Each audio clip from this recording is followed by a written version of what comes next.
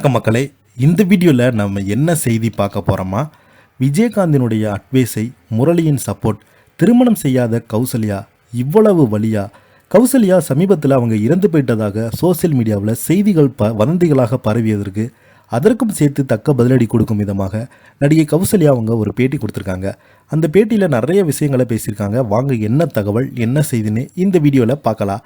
அதுக்கு முன்னாடி முதன்முறையாக நம்ம சேனலை ஃபஸ்ட் டைம் பார்க்குறீங்கன்னா சப்ஸ்கிரைப் பண்ணாதவங்களாம் சப்ஸ்கிரைப் பண்ணிக்கோங்க. பெல் பட்டன் சிம்பளமைக்கு நம்ம சேனலோட நோட்டிஃபிகேஷனை எனபிள் பண்ணிக்கோங்க. நாங்கள் போடுற வீடியோ எல்லாமே உங்களுக்கு உடனுக்குடனே வந்து சேரும். வாங்க என்ன தகவல்னு பார்க்கலாம். ஹாலிவுட்டில் 90களில் பிரபலமான கதாநாயகியாக வலம் வந்தவங்க தான் கௌசல்யா. விஜய், விஜயகாந்த், முரளி, பிரபுதேவா, சத்யராஜ் என ஏகப்பட்ட ஹீரோக்களுடன் ஜோடி போட்டு ஹிட் படங்களில் நடிச்சிருக்காங்க. அழகு மட்டுமின்றி திறமை வாய்ந்த நடிகையும் கூட என்று பெயர் எடுத்தவங்க தான். ஒரு காலகட்டத்தில் சினிமாவிலேருந்து ஒதுங்கி அவங்க திருமலை படத்தில் கேரக்டரில் ரோல் செய்து மீண்டும் நடிக்க ஆரம்பித்தாங்க. இந்த சூழலில் தான் அவங்க குறித்து பலருக்குமே அறியாத தகவல்கள் ஒன்று வெளியாகியிருக்கிறது.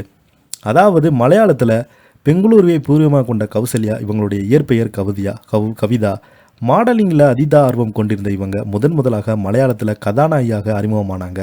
ஏப்ரல் 19 என்ற படத்தில் நந்தினி என்ற பெயரில் கதாநாயகியாக நடித்த போது இவருக்கு வயது வெறும் 17 தான்.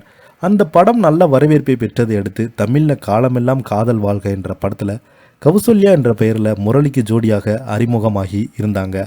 முதல் படமே சூப்பர் ஹிட் ஆனது. மலையாளம் போலவே தமிழில் கௌசல்யா அறிமுகமானாங்க.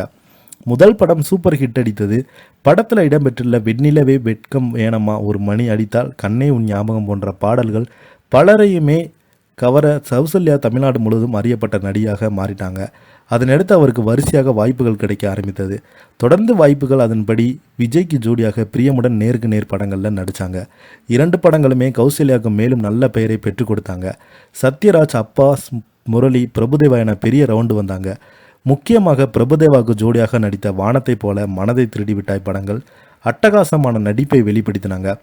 அதிலும் மனதை திருடிவிட்டாய் சிடுசிடுவென நடித்து அனைவரும் கவனத்தையும் ஈர்த்தாங்க. பொதுவாக பிரபுதேவாவுடன் நடனமாட வேண்டும் என்றால் யாராக இருந்தாலும் கொஞ்சம் பதறுவாங்க. அந்த பதற்றத்தினால் பாடலில் நடனம் ஆடும்போது பெரியதாக மற்றவர்களின் கவனத்தை தங்கள் பார்க்கும் ஈர்ப்பது தவறுவாங்க. ஆனால் கௌசல்யாவோ வானத்தை போல படத்தில் இடம்பெற்ற நதியை நைலோ பாடலில் ரொம்பவே அசால்ட்டாக ஆடி அபாரமாக ஸ்கோர் செய்திருந்தாங்க. இப்போது பார்த்தா கூட கௌசல்யா எப்படி அப்படி ஆடினாங்க என்பது பிரமிப்பை தோன்றும். முரளி சப்போர்ட். தமிழ் சினிமாவில் கௌசல்யா அறிமுகமாகும் போது அவருக்கு தமிழ் மொழியே தெரியாது.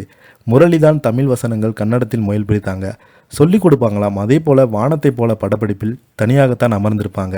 அதனை கவனித்த விஜயகாந்தோ இப்படியெல்லாம் தனியாக அமர்ந்திருப்பால் நட்பு வட்டம் பெருகாது, சினிமாவில் வளர முடியாமல் எல்லாருடன் பழக வேண்டும் என்று அட்வைஸ் செய்தாங்க.